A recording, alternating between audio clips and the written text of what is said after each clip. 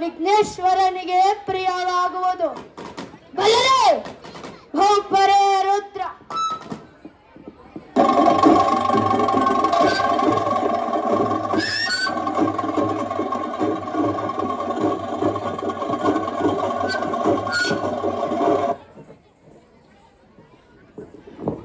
ತುಪ್ಪ ಕೊಟ್ಟರು ಬೇಡ ತೂಕವಿಲ್ಲದವರ ಸಂಘ, ಜೀವ ಕೊಟ್ಟರು ಬೇಡ ಜಾತಿವಿಲ್ಲದವರ ಸಂಘ, ಜ್ಞಾನವಿದ್ದರೂ ಬೇಡ ಜೀವ ತೆಗೆಯುವವರ ಸಂಘ, ಜೀವವಿದ್ದರೂ ಬೇಡ ಜಾತಿ ಜಾತಿ ಎನ್ನುವವರ ಸಂಘ.